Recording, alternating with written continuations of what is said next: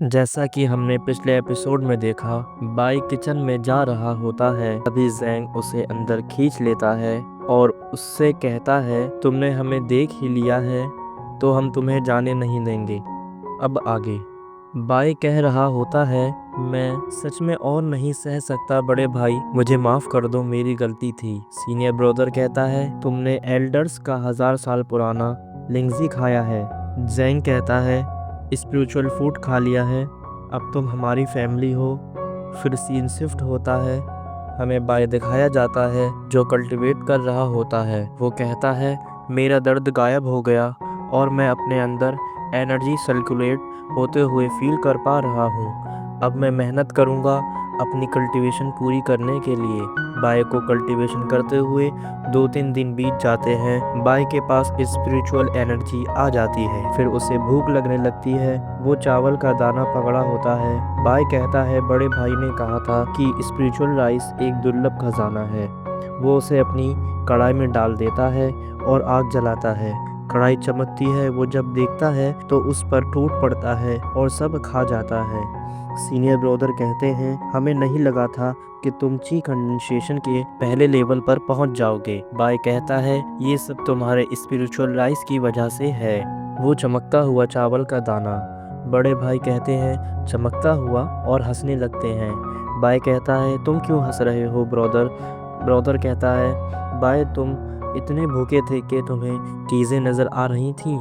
हाँ माना, spiritual rice कीमती है, ये कोई दुर्लभ खजाना नहीं है, वो क्यों चमकेगा? ज़ैंग कहता है, हम कल्टीवेटर की चीज़ें ज़्यादा खास नहीं जब तक वो रिफाइन ना हो।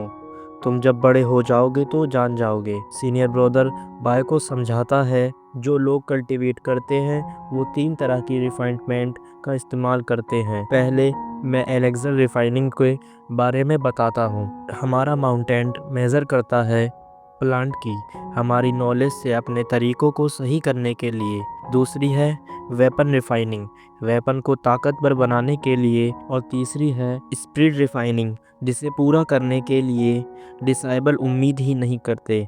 इसके लिए लिविंग ची कंडेंसेशन को डालना पड़ता है।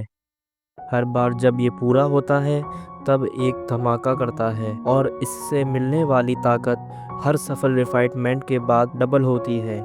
बाय कहता है, कहीं ये कछुए वाली कढ़ाई एक डिवाइन इंस्ट्रूमेंट तो नहीं जो स्पिरिट रिफाइनमेंट कर सकता है? मुझे इसे छुपाना होगा, किसी को इसके बारे में पता ना चले। हमें बाव दिखाया जाता है जो इतने दिनों बाहर बाय का इंतजार कर रहा है। बाय कहता है, मेरा छुपे रहने से कोई फायदा नहीं। बाव कंडेंसेशन के दूसरे लेवल पर है। वो कल्टीवेशन में लग जाता है। सुबह होती है, उसकी चीखने की आवाज़ आती है। हमें दिखाया जाता है वो कढ़ाई चमकती है और बाय की लाइफ फोर्स खींच लेती है, जिससे उसके बाल सफ़ेद हो जाते हैं। जब बाय उस कढ़ाई की तरफ उंगली दिखाता है, वो उसके अंदर चली जाती है।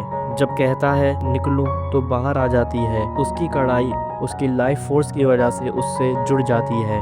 बाय कहता है, बाव अगर तुम नहीं होते तो ये सब मेरे साथ नहीं होता, और गुस्से में बाहर निकलता है। कहता है, सामने आओ बाव, मैं तुम्हें मार डालूंगा।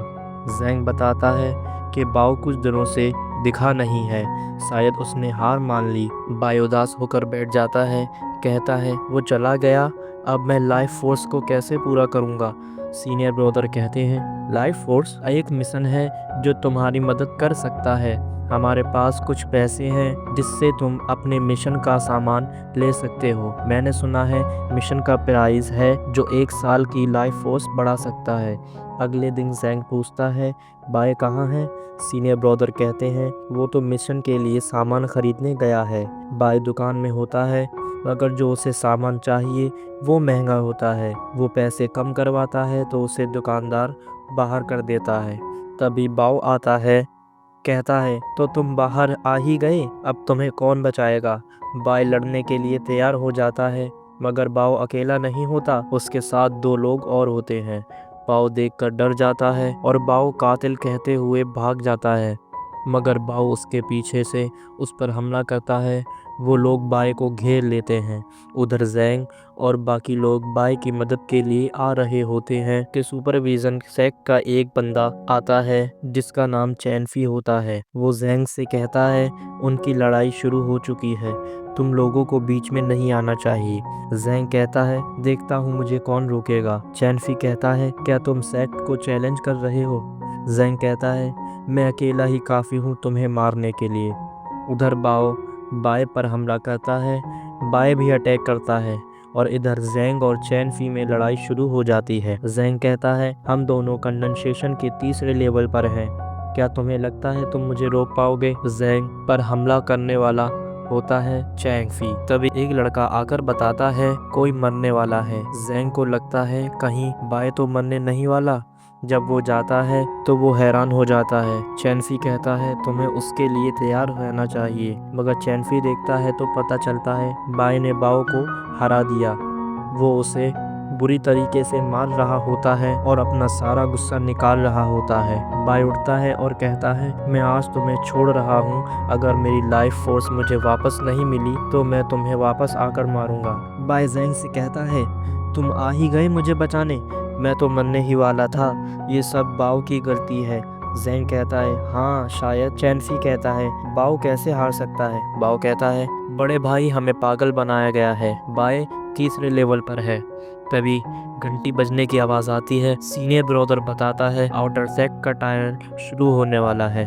आउटर सेक्ट में जाने का यही मौका है, क्योंकि वो 3 लोगों को ही लेते हैं तो हर कोई लड़ेगा उन 3 स्पॉट को लेने के लिए।